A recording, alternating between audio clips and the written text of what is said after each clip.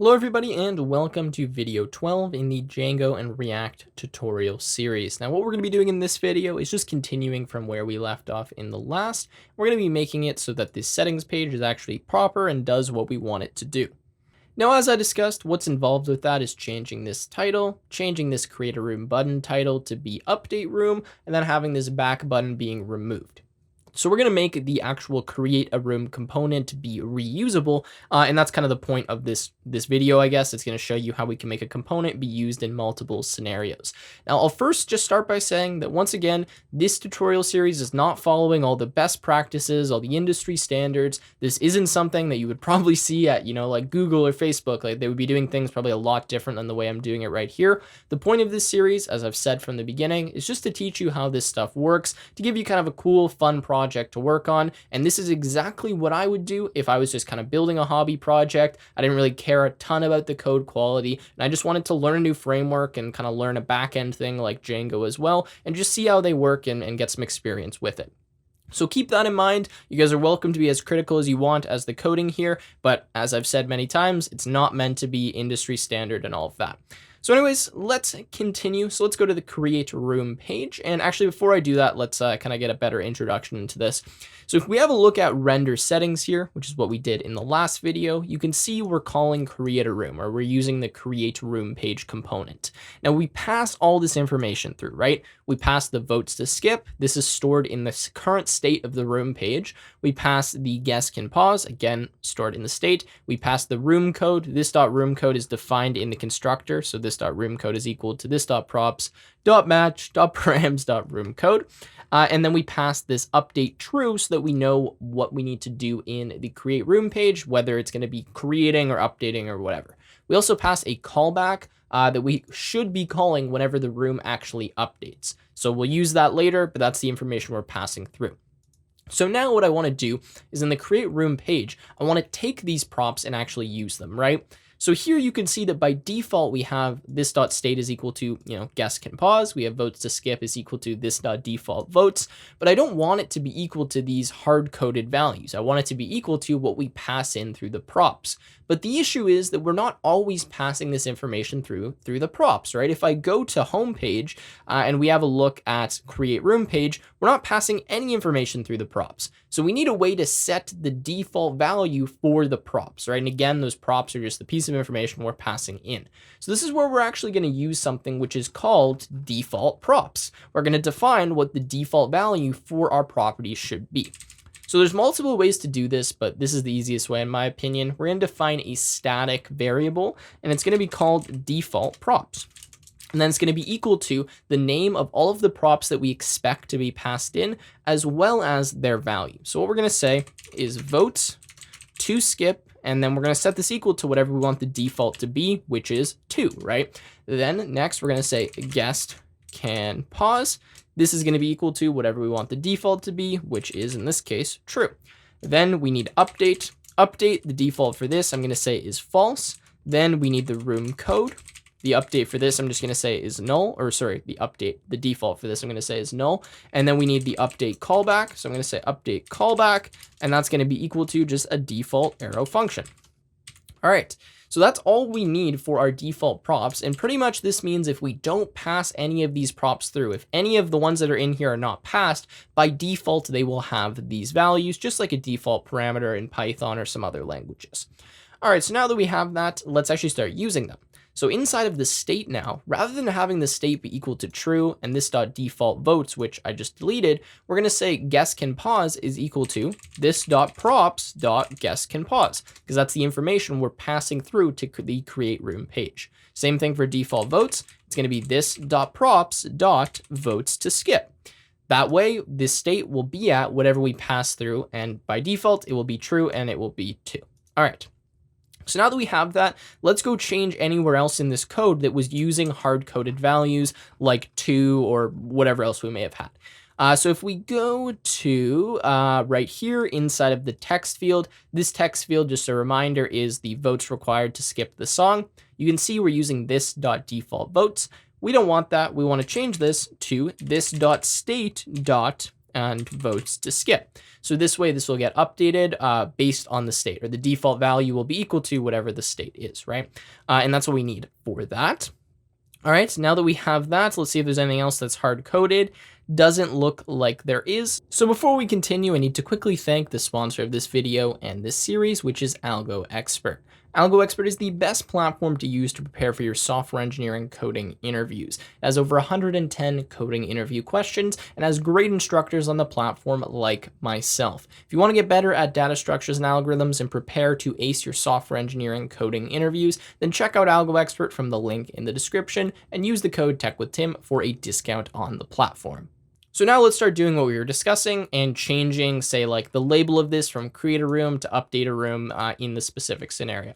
So the first thing I'm going to do is inside of render, I'm going to define a variable here. I'm going to say const, we'll just say title, and this is going to be equal to the following condition. So I'm going to say pretty much if this dot props dot update. So if that is true, then the title should be equal to update room. Otherwise, it's going to be equal to create a room like that. So now where I have create a room, all I have to do is replace this with title. And now we'll perform this logic. We'll see if we actually are in the update state or if we're in the create state. So if update's false, it will be create a room. And then this will automatically change the title for us. Pretty straightforward and, well, pretty easy to do. So in fact, let's just test this out before we go too far. Make sure we haven't made any mistakes yet. Let me refresh this. Let's go to settings and notice already it changes to update room. So the next thing we want to do is we want to remove this create a room button and this back button, or we want to change them, right? So they look a little bit different. So this is a little bit more complex to do, but still not super difficult. We're going to do a very similar thing to what we did in the previous component where we kind of have multiple options and then we render each of them. So the first thing I'm going to do is I'm going to steal this, or not steal, but copy these two grid items right here. So the create a room button and the back button. I'm going to copy both of those and I'm going to put them into their own method. So I'm just going to go here. I'm going to call this one render create buttons. Now, the reason I'm calling it this is because we're going to have two methods, one that renders the buttons to create a new room and one that renders the buttons to update a room. So inside of here, what we'll do is we'll return all of this code. We will have to make a modification, but we will return this. Now, notice that this isn't working, right? It's giving me all these red highlights. That's because all of this is not contained in one upper level parent, right? It says JSX expressions must have one parent element. So all I have to do is wrap this in a grid container. So I'm going to say grid container like that. I'm going to say the spacing is equal to 1. And then I'm just going to close the grid. So we'll take that closing tag and put it at the very end. Save, and then we're all good. So some of you may be saying, well, you're going to have a grid container inside of another grid container, right? Because what I'm going to do is I'm going to render that at the bottom of this grid. You'll see in a second, it's hard to go through everything until the code's actually on the page, but pretty much it's totally fine. We're just going to render this grid inside of this grid here, and nothing's going to look any different. It's totally okay. We can definitely do that. So now we have render create buttons. That's good. And now what we want to do is we want to say render update buttons.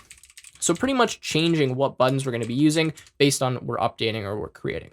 So for this one, it's really straightforward. I don't want the back button, right? I just want a button that says update room. So all I'll do is just copy the grid item here for create a room and just return it from here. So I'll return grid.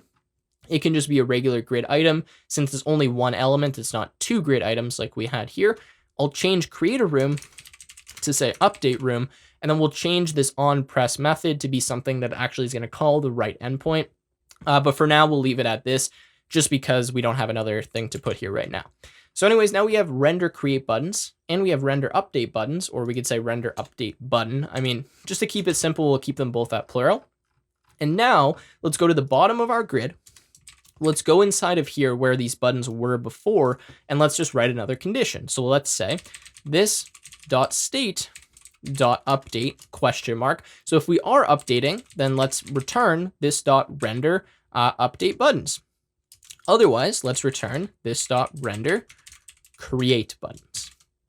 There we go. So this way we'll show one of the two depending on what our update state is. Now, sorry, this should not be state, I don't think. I'm pretty sure this should be props. This dot props dot update. I think that is the correct one. And yeah, it is. Just checking in my other code here. All right, so now that we have that, let's have a look at how this works. So let's refresh. Let's go to settings, and we're getting an error. It's saying this.renderUpdate button is not a function. Oh, render update button. I think that needs to be render update buttons. Let's see. Yeah, it needs to be buttons with a plural. My bad. So I just forgot the S there. All right, let's refresh. And there we go, settings. And now you can see it says update room, and then we have our close button. When we close it, that works properly. Just to make sure this is still working in the other side, or on the other side in the create room page, let's leave the room. Let's press create a room, and notice create a room looks exactly like it did before. Let's press the button, boom, creates a room for us. We are all good. Settings shows us a similar looking thing, except it says update room. All right, so there we go. The cosmetics are pretty much done now. And what we need to do next now is make this settings button actually work, right? So when I press update room, you can see we got this uncaught error, whatever's happening here. We need to make this do something different. Rather than having it create a room, we need to make it update the room. So what I'm going to do is make another method inside of here. So notice we have the method for handle room button pressed. Now let's make a method for handle update button pressed. So let's say handle update button, pressed like that. And then inside of here, I'm literally just going to copy all of this, and I'll just change this slightly to what we actually need. So for update, we need votes to skip, we need guest can pause, and we also need what? We need the room code. So I'm going to say code is equal to this.props.room code. So there we go. That should be all good. We're going to change the method now from post to patch, because what we're going to do here, right, is we're going to hit the endpoint we created in the last video. Let's just go there and have a look at it quickly, which is update room. Now, update room takes a patch request, so we're going to send patch instead of post. All right, so let's head back to the create room page. Here we have the method as patch, and then what we're fetching, well, we're not actually going to be fetching create room. We're going to be fetching update room. So let's change that to be update room. We'll send all of this information as we defined here. And then we just gonna have to change what happens here. So we don't want to redirect to room / and then whatever the code is, because we're already on that page. So I'm gonna remove this here. And what I actually want to do is check and see if this was valid, right? So I want to see if we got an okay response. And what I'm actually going to do is have a message pop up on the screen. This will be kind of a nice like learning thing to show you how to put alerts on the screen that will say, hey, room was updated or room wasn't updated. So we'll have an error message or we'll have a success message. And then to get back to the other page, they can simply just press that close button that we have. So that'll be the last thing that we need to do. This will take a few seconds to finish, but anyways, let's go ahead and try it. So then we have a response. And then what we want to check inside of here is if this response is okay. So if response.okay, we want to do something. Otherwise, we want to do something else. Now, what I'm actually going to do is I'm going to add two things to the state here. One that's going to store an error message and one that's going to store a success message. Now, depending on if we have an error message or a success message, we'll pop that up on the screen and we'll show the user, hey, you updated the room, or hey, that didn't work, and then whatever the error message is. So we can do it in here, and then we'll actually set the state above after. We'll say this.set state, and then if response is okay, then it's a success message. So we'll say success MSG, add another S there, is equal to, and then what do we want to say? We could say room updated successfully, exclamation point. All right, so that's what we'll do for the success message. We can copy this, and then we'll change success message to be error message, and we'll just say error updating room. Error updating room, ... Now, you could use whatever was actually returned here as the error message. I'm not going to do that just because we don't really need to, but anyways, that's what you can do. And what am I doing with an equal sign? Sorry, this has to be a colon. Non-equal sign, that was going to give us some issues. So success message, colon, whatever it is, error message, colon, and then whatever we want. All right, so now let's go to the top of our file in the constructor, and we have to add the default state for error message and for success message. So we'll say error message, empty string, and then success MSG, and that as well is an empty string. All right, so now what we have to do is we need to bind this handle update button pressed method. So let's do that. We'll bind it up here. Say this theme. This dot handle update button pressed equals this dot handle update button pressed dot bind. We need to bind that to this.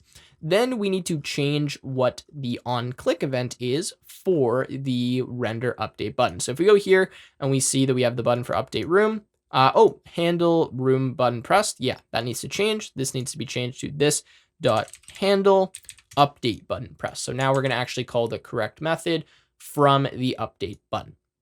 All right, so that should be all good. The next thing that I want to do is I want to make it so that we actually show those error messages, right? So we show some pop-up saying, hey, this was successful, or hey, this wasn't successful. Now to do that, we're going to need to import some new things here, and we're actually going to have to install one new library. So I can remove theme provider because that was a mistake, but I'm going to import something called collapse. So I'm going to import collapse like that from, and then at material UI / core. What collapse will allow us to do is show something or collapse it on the screen, right? So pretty straightforward, but just lets it appear or disappear. All right, so now we're going to go inside of here, and we're going to add a new grid item inside of here, which will be used to store our messages. So error message or success message. So let's just copy one of those grid items. Now inside of here, I'm going to make a collapse tag. I'm going to say collapse like that. We'll end the collapse. And then there's a few things that we need. So the first thing inside of collapse that we define is in. Now in is pretty much a Boolean value that tells us whether or not this collapse should be shown or it should not be shown. So if the condition that I put inside of these squiggly brackets is true, we'll show whatever is inside of this collapse tag. Otherwise, we won't show it. So it's actually pretty useful. But what we'll do is we'll just say this dot state dot error MSG, right? Does not equal, and then we'll make a blank string, or this dot state dot success message does not equal, and we'll do an empty string. This is just going to tell us if we actually have any message to show, right? So if we have an error message or we have a success message, then we will show the collapse. If we don't, we're not going to show it. Then based on the message we have, we're going to show a different alert, or we're going to show a different like pop-up on the screen. One that's green if it's successful, one that's red if it's not. But to default or to start here, I'm just going to say this dot state dot success message, just because we're probably not going to have an error message based on the way that we're doing this. But I just want to put this here so you can see kind of what it looks like and how it pops up in the collapse window. Then we'll change it to look a little bit nicer. Anyways, let's refresh now. Let's go to settings and let's update the room, and notice we get a little pop-up, room updated successfully. Now let's see if this actually is the case, if this is actually working. So let's first like go and make a new room. We'll make a new room. We'll make the votes like 10 and we'll say no control. So we create the room. We can see that guest can pause is false, votes is 10. Let's press settings. Notice that we get 10, but this one isn't updating. So update room didn't change. It was on play pause, but this should have said no control. Right, so if you go back here, it says guest can pause is false. If I go to settings, it says play pause, which isn't right. So first of all, we need to change this. That's one bug, but at least 10 is showing properly. But anyways, let's just update this. So let's update it to 15 and play pause. Create room, okay. Create room, update room. Room updated successfully. Let's close this, but then notice here, it shows 10 and it shows false. It's not showing the updated values. But if I refresh this, then we get 15 and then we get false. Now, the reason that happened is because this component isn't being told to update, right? When I go to settings and I actually change this, and then I come back here, there's nothing that tells this component, hey, you have to update your values. So we need a way to tell it to update its values. So that's the next thing we'll have to do as well. But anyways, this is working, just not as perfect as we'd like it to. So let's fix that first bug, which is that we aren't actually showing the proper value for guest can pause. So guest control of playback state, that's going to be somewhere here. And there we go. We say the default value is true. The default value should not be true. The default value should be equal to whatever we passed in from the prop, right? So inside of here, we're going to say this, not state, this dot props dot, and then guest can pause. And then I actually need to put this .toString. The reason for that is that default value takes a string. So we're just going to convert this Boolean value to a string so that all is good. But let's try this out now and see if that's working. So let's refresh. We have false and we have 18. We go to settings and now you see it showing the correct one. Okay, so bug 1 has been fixed. Now we need to fix the next bug, which is that when we press update room, we actually want it to update over here. So how do we do that? Well, this is where we get into that callback function that I was talking about before. So if I go to room.js, notice that we have a callback. we pretty much want to call this callback after we update the room. So what should the callback function be? Well, we need a way to update the room so that it has the correct state and it shows the correct values. So really, all we actually need to call is get room details, right? Because this is what we did in a way earlier tutorial video, but this updates the state to be equal to whatever the current values are for the room. So all we do is we pass as the update callback this dot get room details. Reminder, we don't call the function, we just pass it in, or the method, whatever you want to call it. And then inside of create room, we need to call this callback. So what I'm going to do is I'm going to go into the handle update button pressed. And after all of this is done, so after the dot then, I'm going to call this callback function. So I'm going to say this dot, and then I guess, what is it? Update callback like that, and we'll simply call it. But notice there might be a slight problem here because this fetch might not be finished executing before we call this because of the way that we have the dot then set up. So what I really need to do is just at the bottom. So I'm going to say this dot update callback. Inside of the dot then, I'm just going to put it at the very bottom. So that way we wait until we actually do the update message and this endpoint has actually been reached and called and we've got a response. And then we call this dot update callback. So just kind of an important detail there. Want to make sure we do this after this is finished. So we put it inside of the dot then. All right. So now that we have that, what we need to do is simply make it so that we actually show the correct error messages, and we'll see if this is working. So let's, before we show the error messages, make sure this is working. I'm going to refresh, going to go to settings.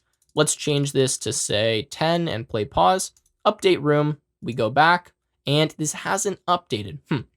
And it's saying this dot update callback is not a function. Okay, so the reason why this isn't working, and I just realized already, is because I called this dot update callback, but it should be this dot props dot update callback. Because we pass this through the props, we don't actually have a function defined called update callback inside of here. So if we go to props, we can see we have update callback. So that's what we need to call it. So let's try this now. Let's refresh. Let's go to settings. Let's just change this to 6, no control, update, go back, and this hasn't happened again. And it's saying this dot set state is not a function at room.js line 39. So let's have a look there.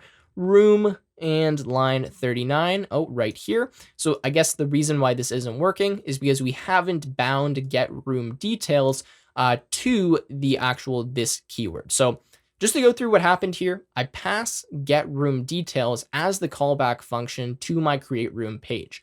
But since we didn't bind this callback function to the this keyword of this class, there's no this.setState available when we call it from the other class. Hopefully it's clear so far. But the solution to this, whenever you see something like this.setState isn't available, is to simply bind this function or bind this method to the class and the this keyword. So all I have to do is say this dot get room details equals this dot get room details dot bind to the this keyword. Then I'm actually just going to take this dot get room details, the function call I have in my constructor, and put it at the bottom, just because that makes a bit more sense for to me to do. But yeah, okay, so I think that should be good. Let's refresh now and have a look. Let's go to settings. Let's change this to 10 and go play pause true. Update room, go back and notice this is updated. We didn't have to refresh, it just updated. Again, to prove it to you, I'll change it to 11. Go back and see this is 11. We didn't have to refresh, it's just there. All right, so that's good. Everything seems to be working. Now, the last thing we need to do is make it so that these error messages or success messages look a little bit nicer. So let's go ahead and do that. So actually for this part right here, what I need to do is use a new component that we actually need to install. So right now we have Material UI installed, but we don't have all of like the sub libraries of Material UI installed. And the component I want to use is called Alert, but it comes from the Material UI/lab component library. So what I need to do is cd into my front end. I'm just in a blank terminal here in VS Code. And then I'm going to use npm to install the package that I need. So npm install, and then we're going to say at material, if I spell it correctly, -UI, and then /lab like that. So this is the library we need. npm install at material UI/lab. Make sure you're in the front end folder so you can access npm. All right, we're going to press enter. Give it a second to load here and install. you should see that it added one package from one contributor. It doesn't matter if it's the alpha or whatever, it'll still work. And now what we're going to do is import alert from material UI/lab. So let's go to create room. Let's go to the top and let's go import alert like that from, and then at material UI/lab/alert. Now we could import it just using the squiggly braces from material UI/lab, but since it's the only one that we need, we'll just take it from the actual alert package itself, or alert file itself. All right, so now we have alert and we're almost done this tutorial. What we need to do now is show our alert. So let's go into collapse, and rather than just showing the success message, we're going to show a specific alert based on if we have a success message or if we have an error message. So the first thing that we'll do is we'll pretty much say this .state.success message does not equal empty. And if it does not equal empty, then we'll show something specific. So we'll do the question mark, and what we'll show is inside of parentheses an alert. So we'll say alert like that. We can end the tag. And then inside of here, we can say this .state.success message. What this is saying is if we have a success message, if it's not empty, then show this alert that has the success message. Now, in the other case, we'll show another alert. So I'll literally just copy this line, and we will make these look a little bit nicer in a second. And instead of success message, we will show error message. All right, so the reason this works is because if we have a success message, we're not going to have an error message. If we have an error message, we're not going to have a success message. So we show one of the two based on if we have a success message or not. Now, for the alert for the success message, I want to define what type of alert this is. So if we want the alert to be success, then we say severity is equal to success like that. It's going to make it green. Similarly, for the error, we can say severity is equal to error like that. And then I also want us to be able to press a button to actually close this alert. So to do that, I need to add an on close like that. I'm going to say on close is equal to, I'm actually going to make an arrow function here. So we'll say arrow like that. Then inside of this arrow function, since I'm closing the alert, and you'll see how this works once the alert comes up, I'm going to set the state to clear the error message or clear the success message, whatever one we're in. So I'll just say this dot set state, and then inside of here, we'll say success message, and we'll just make that equal to a blank string. Now I'm going to copy this, and we'll do the exact same thing for error, except instead of success message, we're just going to say error message like that. Now I know this looks all complicated and fancy. It's really not. And also, yeah, I think we're all good here. But pretty much all this is doing is it's going to show a little X icon on our alert when we add this on close prop here. And then it's going to call this function, which will just change the state when we press that X. So by pressing the X button, it will clear the success message state, or it will clear the error message state. And then that way it will stop showing this collapsed content. All right, so hopefully that's clear, but let's just refresh and have a look at how this works now. So refresh, settings, update, and we get room updated successfully, has its nice default success icon. When I press X, it closes, right? Now we can go and update room, press X, it closes. I don't know why it's showing the error message for a second there. That's actually interesting to me, but let's update room, closes, and we're good. Now I will look into why it's showing that little like red error message after we update it, because you can see it kind of goes red before it collapses all the way down, but that's something that we can tackle in the next video. So anyways, that was all I wanted to show. We're getting really close to integrating with Spotify now. In fact, in the next video, we'll probably start doing that because most of the UI stuff that I wanted to do is pretty much done at this point in time. So anyways, I hope you guys enjoyed. If you did, make sure to leave a like, subscribe to the channel, and of course, I will see you in another React and Django tutorial.